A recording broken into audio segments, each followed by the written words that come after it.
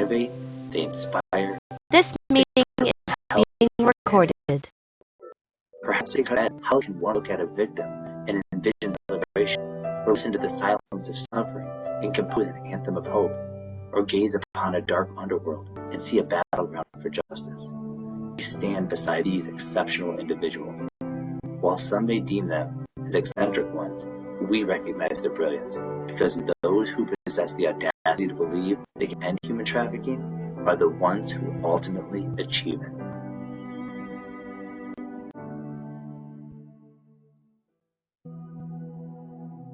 Here's to the fearless advocates who dare to be different, the relentless fighters, the champions against human trafficking, the unsung heroes in the shadows. They are the ones who perceive the world through a different lens. They reject the confines of societal norms and regulations. They challenge the status quo with unwavering determination. Their voices may be quoted, opinions disputed, and their character both praised and criticized. But one thing is certain, they cannot be overlooked. They are catalysts for change. They pioneer new solutions. They envision a world free from the clutches of human trafficking. They mend broken lives. They embark on perilous journeys to rescue the vulnerable. They innovate, they inspire, they propel humanity forward. Perhaps it takes a touch of madness. How else can one look at a victim and envision their liberation, or listen to the silence of suffering and compose an anthem of hope, or gaze upon a dark underworld and see a battleground for justice? We stand beside these exceptional individuals. While some may deem them as eccentric ones, we recognize their brilliance, because those who possess the audacity to believe they can end human trafficking are the ones who ultimately achieve it.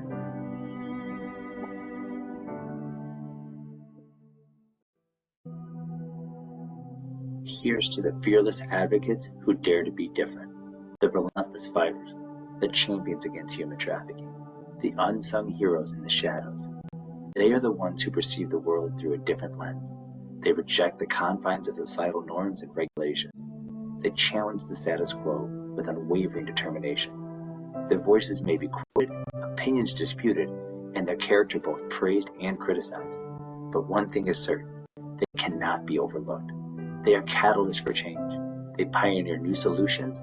They envision a world free from the clutches of human trafficking. They mend broken lives. They embark on perilous journeys to rescue the vulnerable. They innovate, they inspire, they propel humanity forward. Perhaps it takes a touch of madness. How else can one look at a victim and envision their liberation, or listen to the silence of suffering and compose an anthem of hope, or gaze upon a dark underworld and see a battleground for justice? We stand beside these exceptional individuals. While some may deem them as eccentric ones, we recognize their brilliance, because those who possess the audacity to believe they can end human trafficking are the ones who ultimately achieve it.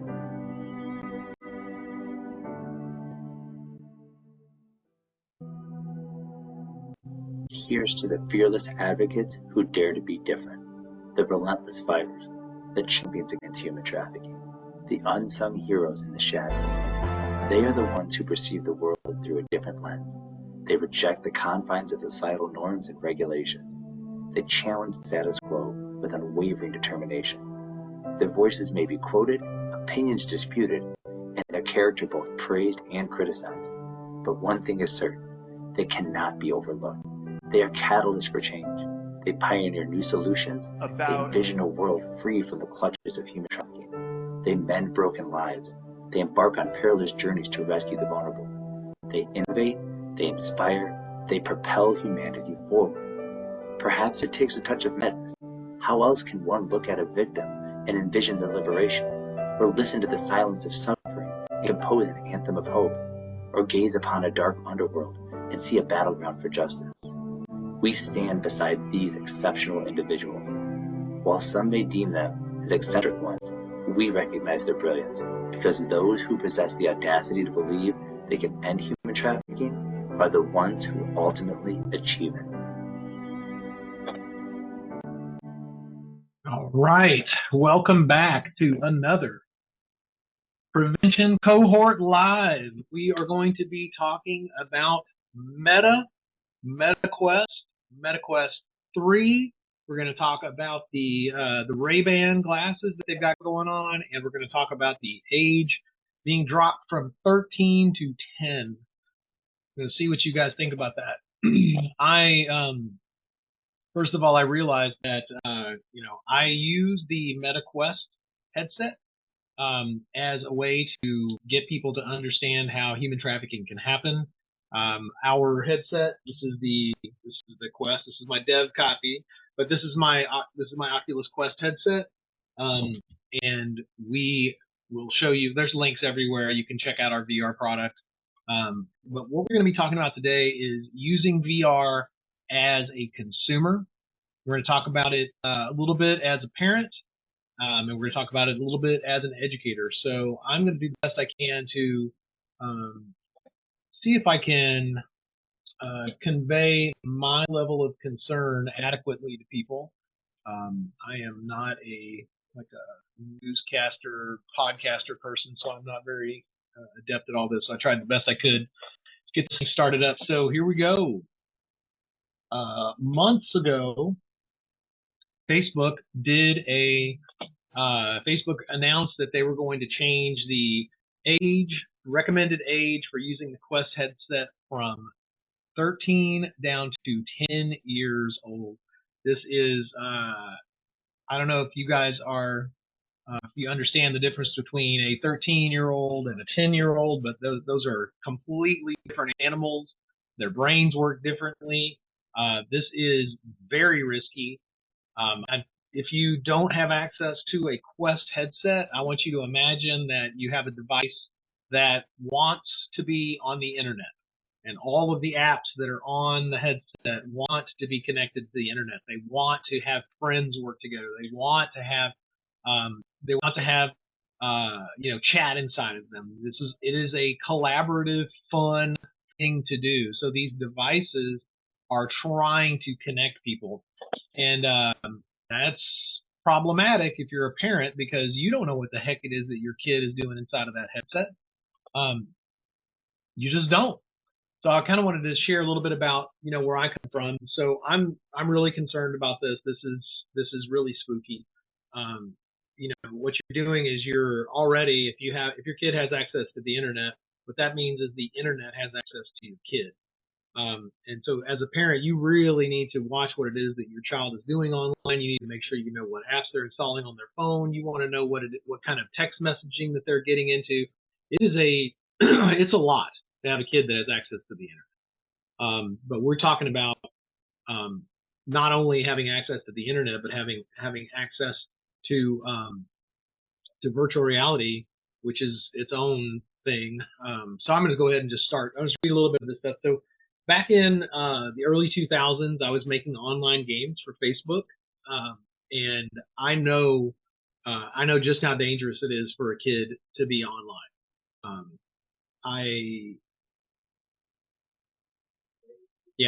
So when a kid is online, a kid needs to understand exactly what kind of things are dangerous. They need to understand if somebody is their friend or is not their friend. And the truth is that most of them don't have any idea whatsoever what the heck is going on. They just think that that's just a person and that's somebody that they can trust. Well, the thing is that you just can't. So as a parent, you really need to get educated about this stuff. And we have tons of information, starting with our Human Trafficking Essentials course that you could take right now for free. Take the Name Your Price version.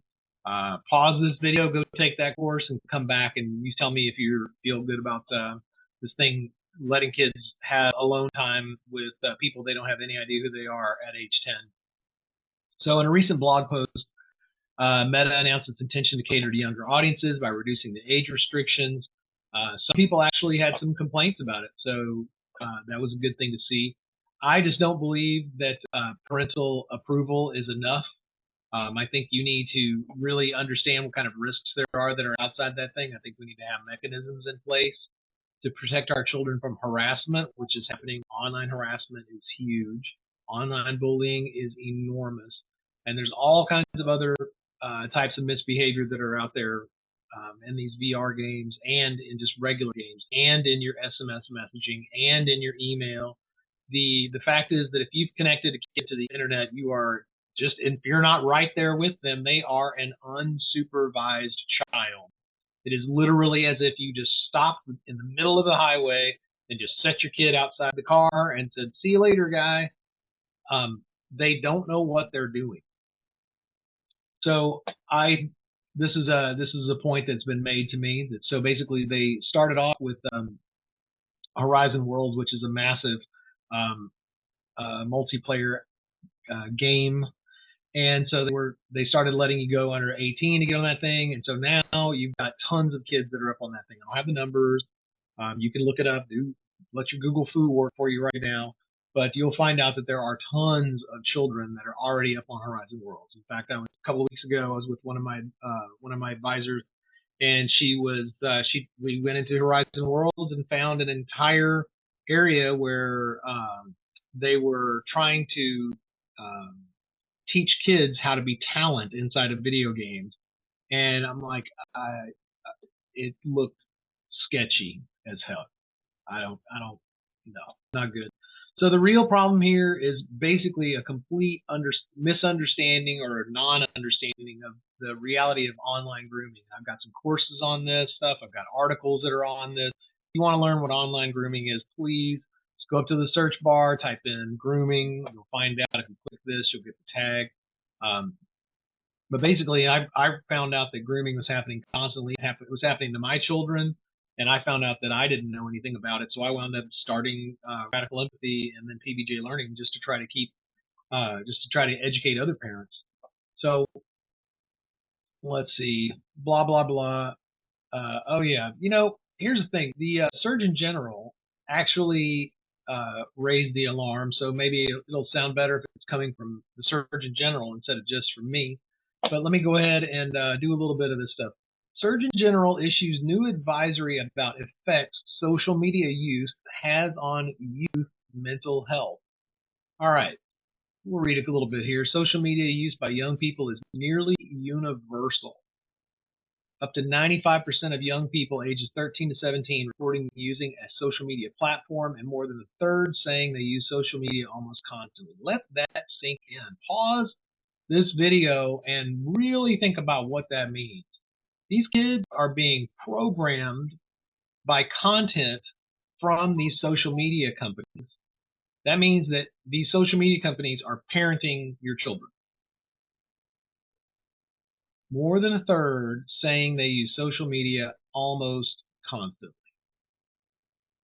So who's parenting your children? With adolescence and childhood representing a critical stage in brain development that can make young people more vulnerable to harms from social media, the Surgeon General is issuing a call for urgent action by policymakers, technology companies, researchers, families, and young people alike to gain a better understanding of the full impact of social media use. Maximize the benefit. Yeah, you can read the rest of it. Let me ask. And this is just the social media aspect of this. Have you seen the there's movies on this stuff.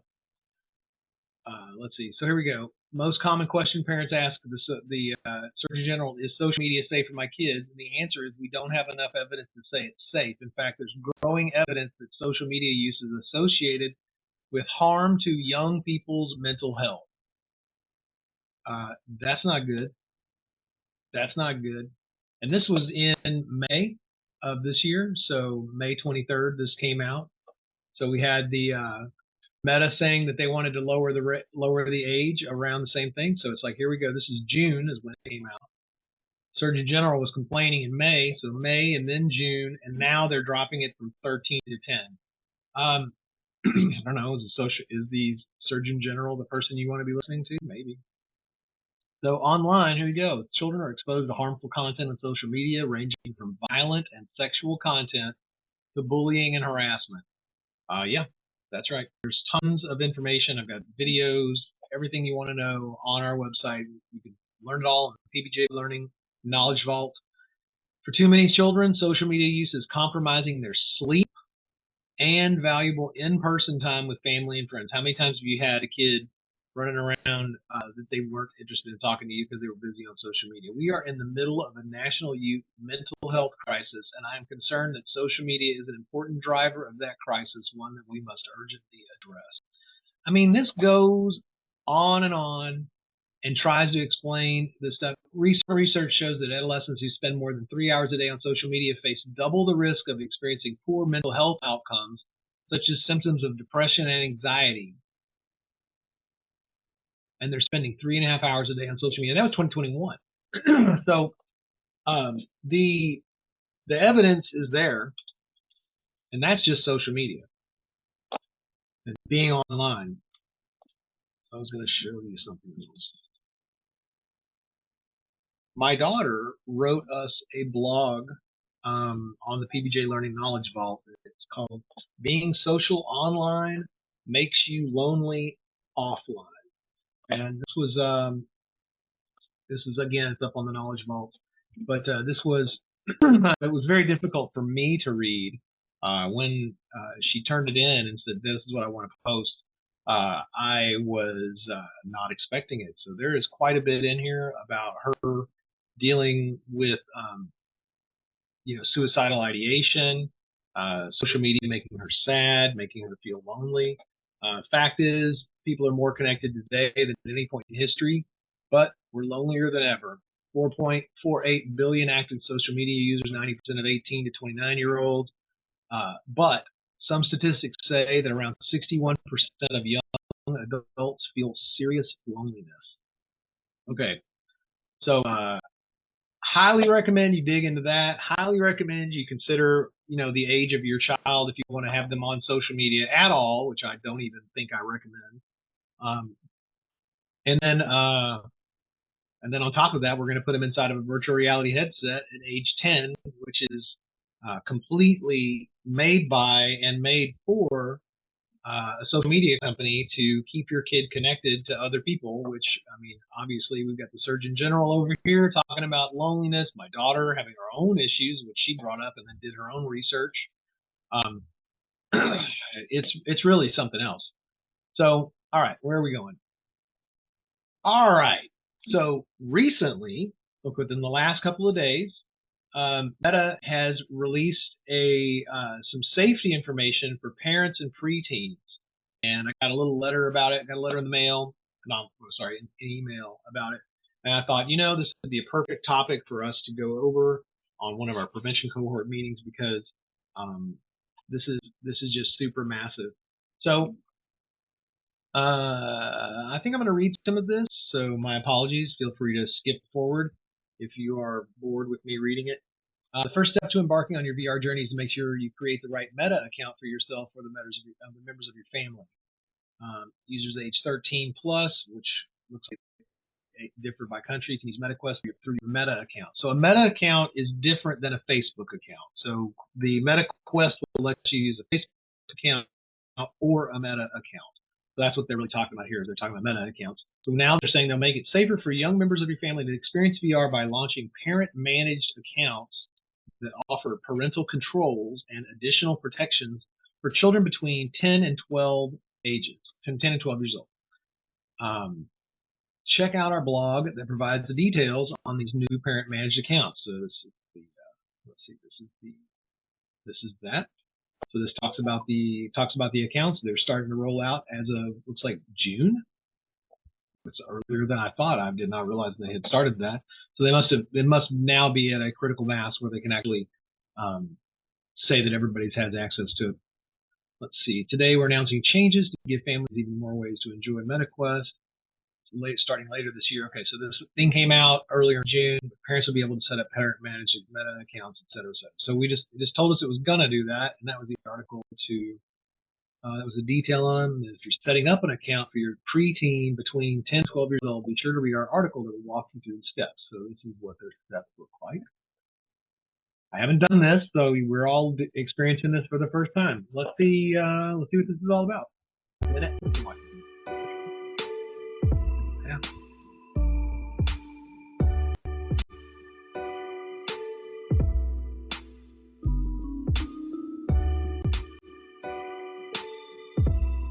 With a parent-managed Meta account for children aged 10 to 12, you're in control of your child's VR experience using a MetaQuest headset. Meta accounts for children are designed with safety and privacy in mind. They won't have the same access to features as people aged 13 or older. Instead, they'll need to log into their Meta Quest headset with a Meta account that's managed by a parent or guardian's Meta account. If your child doesn't have a Meta account, you can create one for them in Family Center.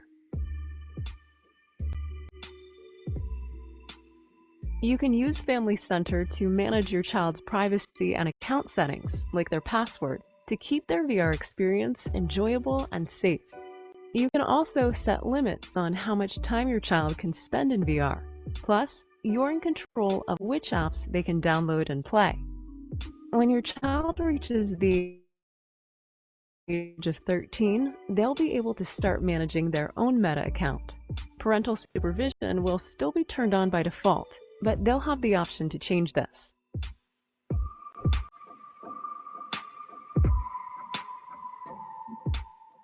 Okay, so interesting. Not much else to resolve. Interesting. It looks like a parent will have the ability to turn things on and off on the account. Everything will depend on how well they implement that, obviously. And then for some reason, when you hit 13, automatically things change. I was curious. I wonder if those settings actually changed automatically or what, but I don't think they should. I think those things, a parent needs to be able to go ahead and throw that switch themselves. I don't see why Meta gets to decide that, but whatever. All right. A parent or guardian can create and manage an account. Oh, okay, so this is basically walking through everything that was in the video. Detail. I'm not going to try to set up this account. That's far beyond where I'm coming from. So let's see. Here we go. Let's see. Is this the one we just looked at? Parental supervision. All right. Yeah, I had this already set up. So this got updated. So this blog got updated. Parent managed Meta accounts for preteens age 10 to 12 on MetaQuest 2 and 3 are beginning rollout starting today. By allowing parents to set up parent managed Meta accounts for 10 to 12-year-olds, preteens may now access a vast array of engaging and educational content in VR with age-appropriate protections built specifically for them. Learn more here. Well, let's do that. All right. This is starting to feel like what I wanted to see. The Parent Education Hub. Let's see what we got. So this safer VR space begins with MetaQuest parent management and supervision features, a set of easy-to-use, easy-to-access tools designed to create a level of safety and supervision that's right for you and your family. I'm going to go and just scroll instead of get started. Let's see. Create a parent. Okay. What is VR? Good place to start, honestly. It's an immersive 3D space. See child safety guidance here. All right. So we're back to the thing that we had seen before. Okay. Parent management account. Yeah, do I need to learn more about that? Sure. This threw me into the sales page. Okay. Hello, go back, please. Thank you.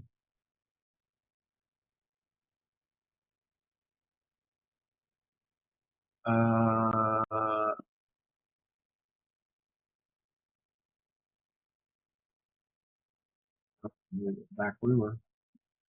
All right, parental management tools for preteens. I definitely am curious about this. I don't care about setting up an account right now, but I am curious about these tools that support well-being on parent-managed accounts. That sounds great, doesn't it? I want to have some well-being on a parent-managed Meta account. Learn about default settings and available controls that support healthy VR usage for younger users. Man, I wonder who gets to decide what healthy VR usage is. All right, set VR time limits and schedule breaks with parental supervision. With parental supervision, you can limit. Let's open up that one. You can limit how much time your child, age 10 plus, it may vary by region, spends in VR and schedule breaks. You can set a daily time limit, customize the time limit for each day of the week. When your child runs out of juice, basically, they receive a notification that their device will restart. You can also schedule breaks. Here's how you do all that stuff. Okay, cool. All right, I guess that's that.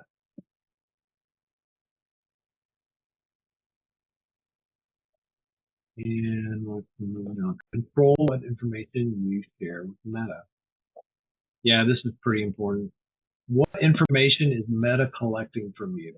How Meta limits usage of data collected from children's Meta accounts. We limit the use of data.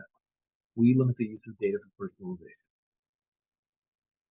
By default, MetaQuest will only use a child's age, language, and approximate location to personalize their home feed. And now the home feed, what that is where that is what they're gonna see like on their Facebook thing. So it's like basically here are all the things. It's basically the window to their experience. So their home feed might include like updates and new apps, advertisements, things like that, and search results from the MetaQuest store experience on their Meta device and the MetaQuest mobile app if you're a parent. You can choose to allow Meta to use other types of data to further personalize their experience, which means their child may see more of what's interesting and relevant to them. This includes data like the apps they download and use, how they interact with MetaQuest features.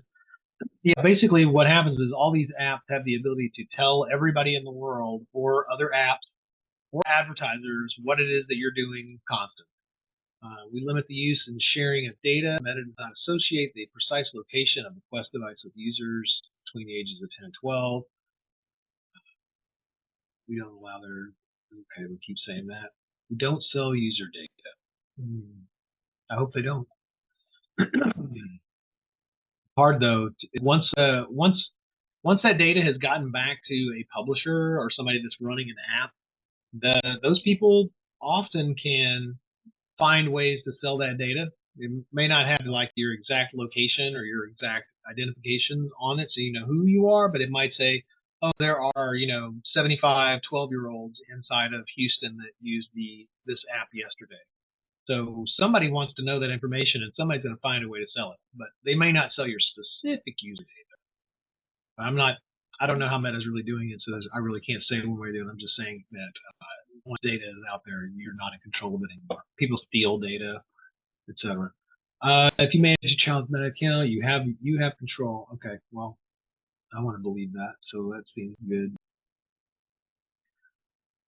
Data will when you're okay. I see. This is a good thing. Okay. All right. So far, nothing too exciting. We already went over that. We went over that.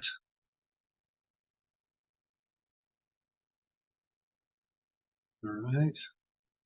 Oh boy, I'm curious. Are there any parents? We covered that. Covered that. Covered that. This is this week they started the Meta Connect. So Meta has an annual conference called Meta Connect, and they talk about all the things that are happening. So this is like a 3.5 hour long, well, that's really 3 hours long talk. And so Mark Zuckerberg comes out and he talks about all the big stuff that's going on.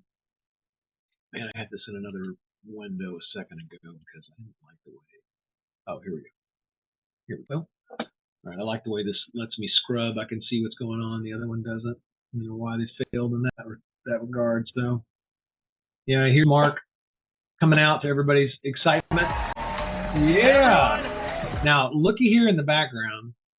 What is that? Those are Ray-Ban glasses. We were going to talk about them next. Welcome to Connect. Okay, so this is a good time for you to stop and watch this entire thing if you want to really get into the weeds of what it is that these guys are trying to accomplish. I'm not going to do that right now, but he's going to talk about a few things. He's going to talk about mixed reality. Advances in AI. Artificial intelligence. Different AIs, stickers that can help us accomplish different things.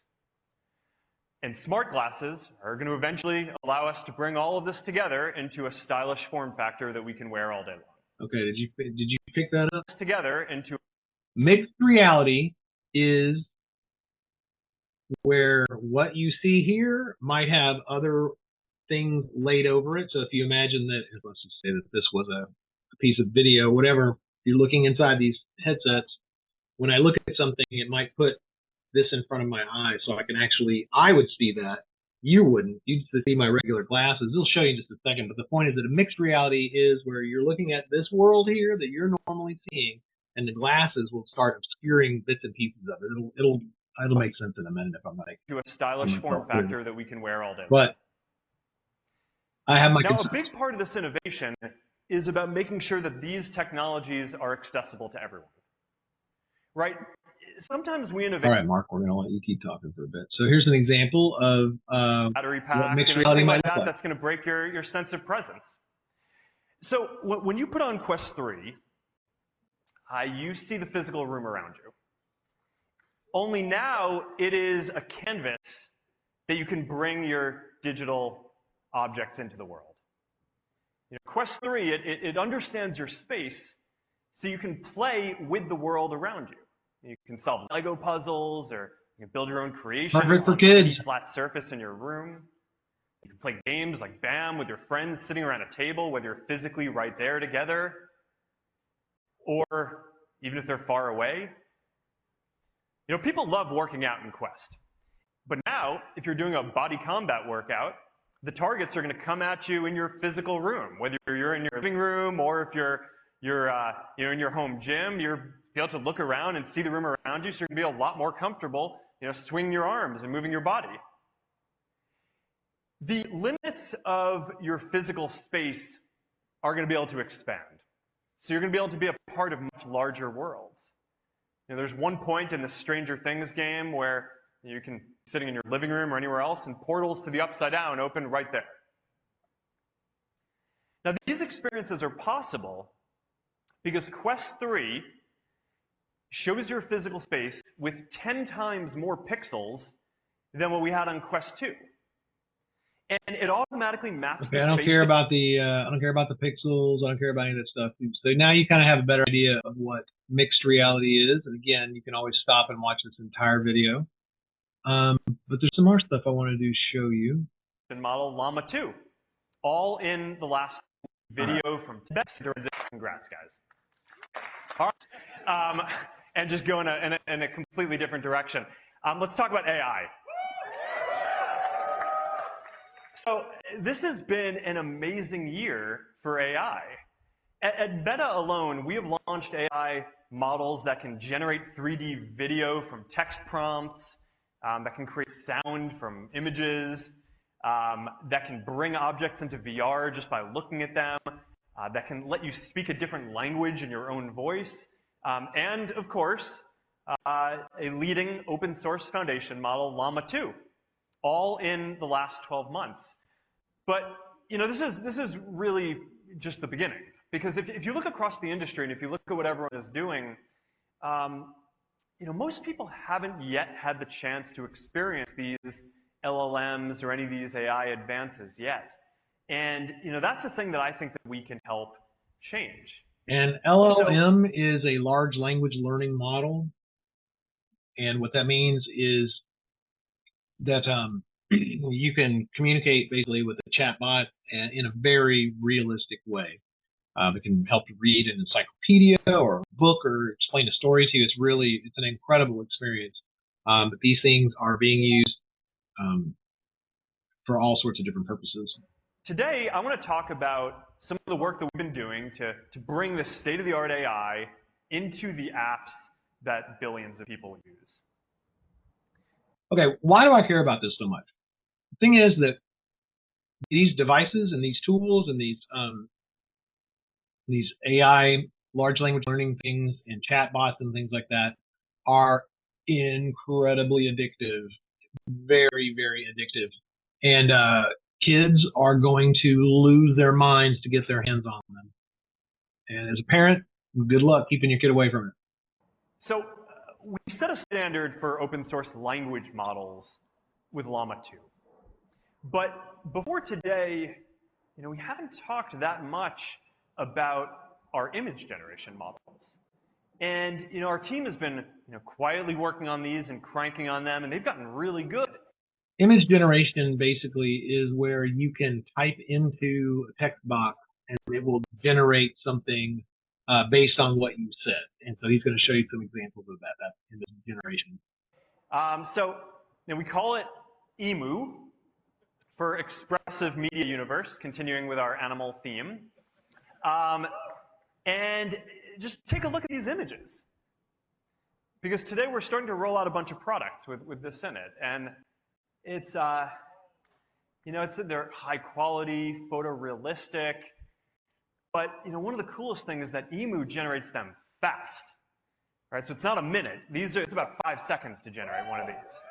Which just makes it really fun to play with, because you can just iterate. And my kids tell me it's still not fast enough, but but 5 seconds kind of gets to the point where you're really cooking.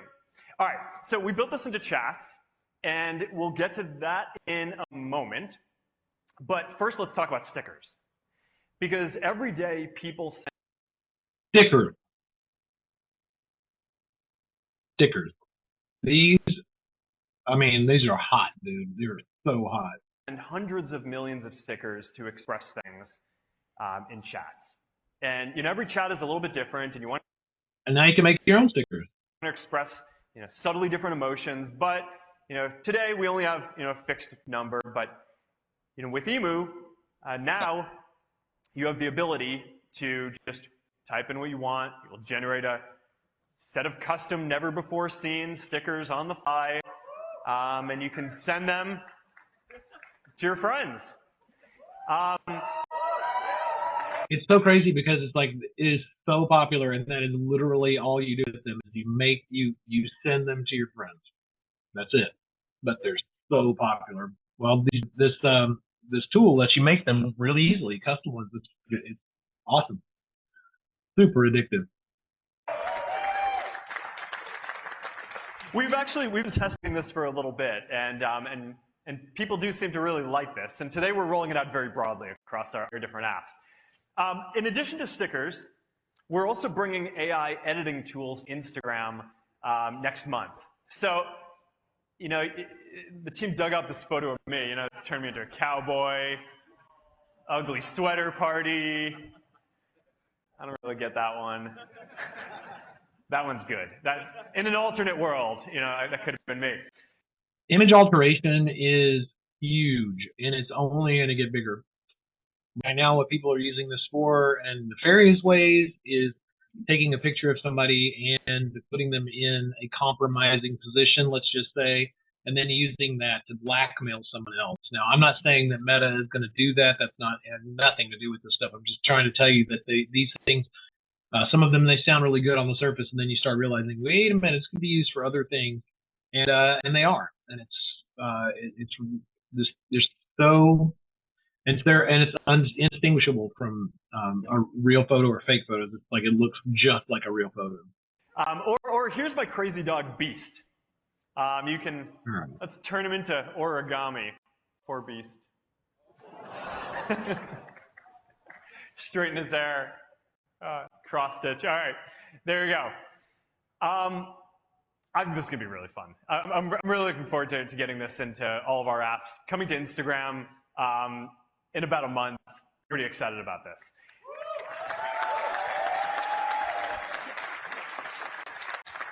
All right, so let's move on from images for a second.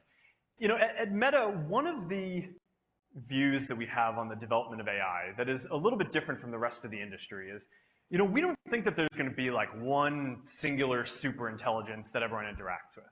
But our view is that people are going to want to interact with a bunch of different AIs for the different things that you want to do. And I actually think that over time, a lot of you are going to want to make your own AIs to advance individual goals that you have, whether you're a small business and you want to interact with customers, or if you're a creator and you want to engage your community, or whatever it is that you do.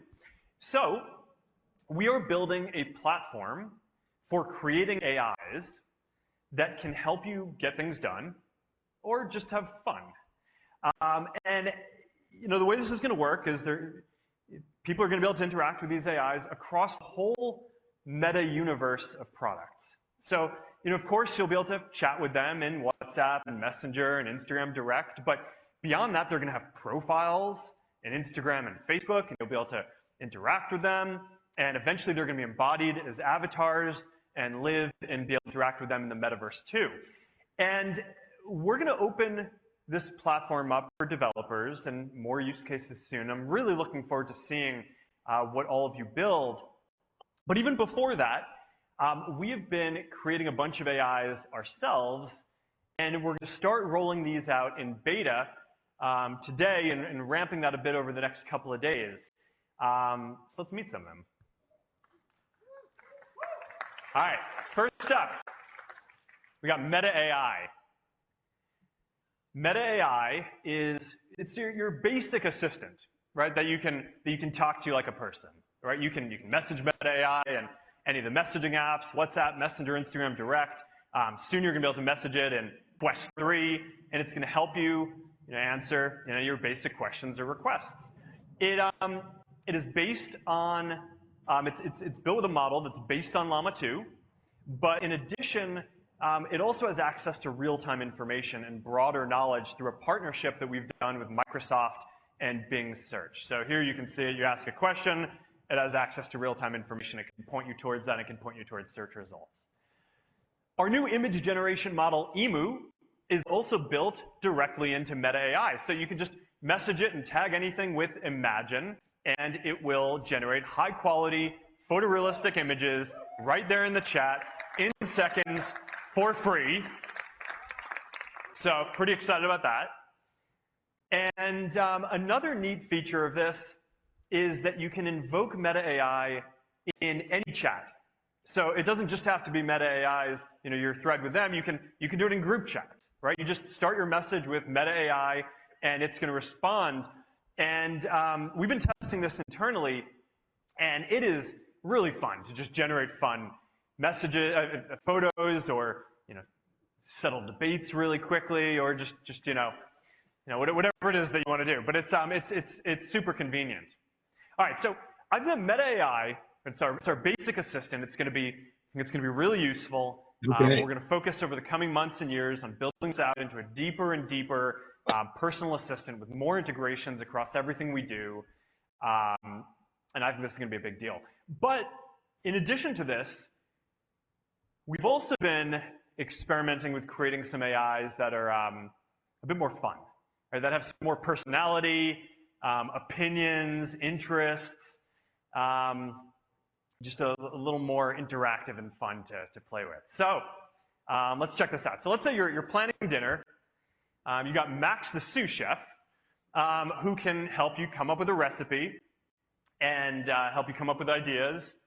So if you want to find a way to sneak some broccoli into your kid's dinner, Max has got you. Let's say you add too much salt to the recipe, he can help you balance it out. All right? Or let's say, you're writing something like a keynote and you're not really sure where to get started. You can ask Lily, or personal editor AI, who can help you brainstorm and share tips, or you can give her a bunch of the text that you've written and she can help you edit it and make it better. Or maybe you're traveling and you're trying to plan a road trip with your kids. You've got Lorena, who's going to be able to help you find the best barbecue on the road trip, or find a good national park or a beautiful spot to take the kids. So there you go. That's a few of them. These are just a few of the AIs that we've trained so far. There are a lot more that are coming. And they're going to span all kinds of different interests, from gaming to fashion to philosophy. I just want to say that this is going to be something that's going to absolutely change the world. Having personalizable AI avatars that are going to be able to work with you and help you like that, it's absolutely going to change the world.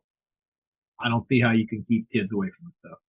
Philosophy to just all kinds of fun stuff. But the important thing here is that this isn't just going to be about answering queries, right? This is about entertainment and about helping you do things to connect with the people around you and helping you accomplish the things that you want across whatever your different goals are. And because we thought that this should feel fun and it should feel familiar, we did something a little bit different for us. And we partnered with a bunch of pretty awesome people to basically embody these and play them. So let's say you want to get in shape. Well, this is Victor, played by Dwayne Wade. And he's going to pull together a workout plan for you and get you motivated. And the good thing about Victor is he is there anytime that you want to get a workout in. So you don't have to schedule a session or something like that. and he is always going to be encouraging you to hit your goals. All right, let's say you're trying to pull together Halloween costumes for your family. Well, you got Dylan, played by Lore DIY, who's got you covered on craft. So, you know, my daughter really wanted me to be Dumbledore and kind of struggling with the beard thing. So you got Dylan, and she helped me work this out. But then I got this other problem, which is my other daughter doesn't want to go with the Harry Potter theme. She just wants to be an apple. So I'm like, all right, how do I fit this into the theme? And I think that's actually a pretty good idea. So, all right, so anyhow, so that's Dylan. Okay, or let's say you want to do something a little bit wilder. Let's say you want to play a role-playing game. Well, now you can just drop the Dungeon Master into one of your chats, and let's check this guy out. Let's get medieval, player.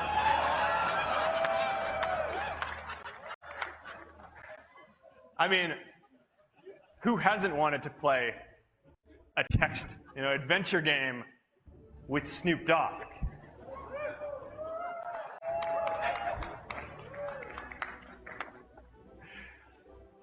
Oh, man.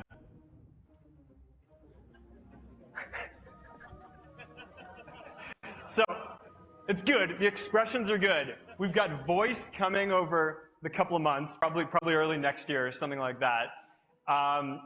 But this is pretty fun to play with. Did you notice that he just kind of calmly threw out, we've got voice coming next year? You know, that may not seem like that big of a deal, just a couple of little syllables that he threw out there. But what he really said was, we're going to have branded voices that are going to speak to you exactly as if it is that person. So we'll sound like Snoop Dogg is actually having this conversation with you when it is all done through electronics and trickery. And we talked earlier a little bit about image generation, and that's being used to trick people. And if you think pictures are bad, when you hear your child's voice coming through your phone and it's not your child, that's not good, man. You need to be aware that this stuff is coming. You know, at this point in the keynote, I was kind of thinking, we could do an Audible. You want a live demo?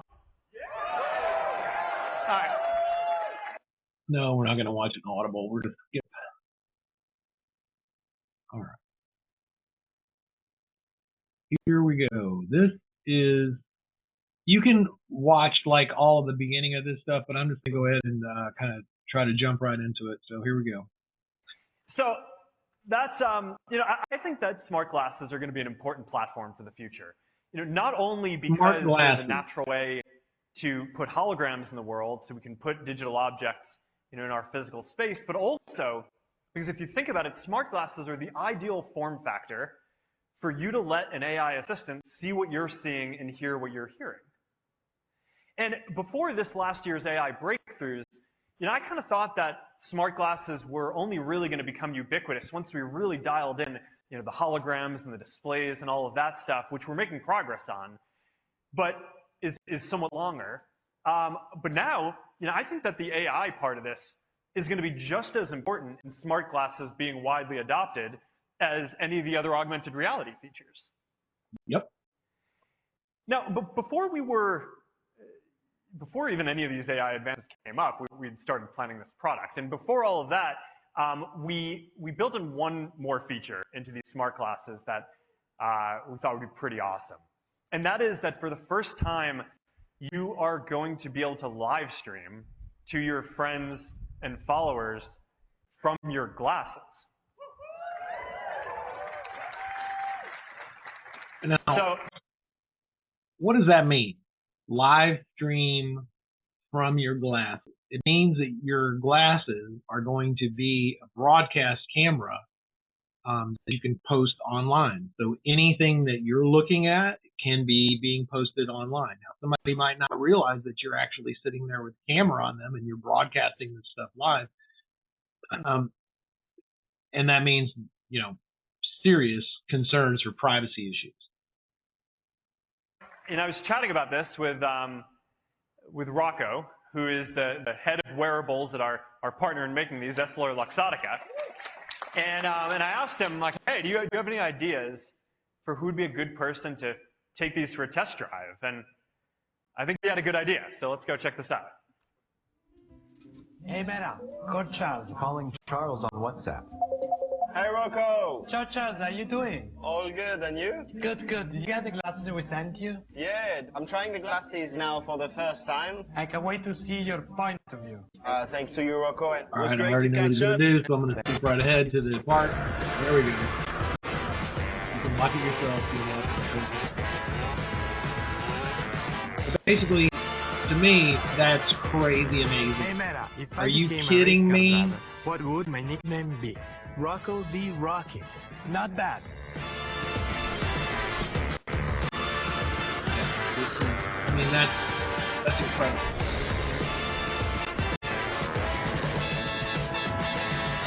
All right, so these are some of the big things I wanted to share with you guys.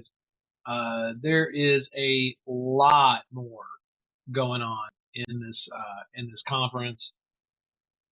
There's my friend Melissa. Melissa is actually she actually has donated to Radical Empathy a long time ago. She's been a supporter, so really appreciate her.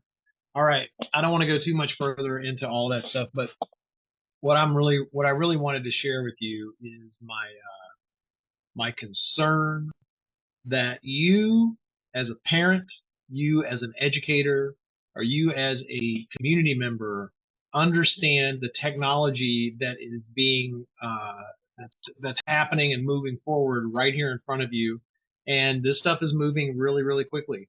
If you're a parent and you want to have your if you're a parent and you want to be having your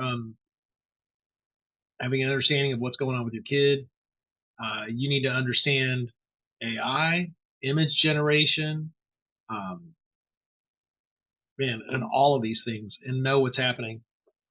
There are so many devices, so many programs that are out there that you may not understand, and it's only going to get more confusing. You're going to be seeing people that aren't real.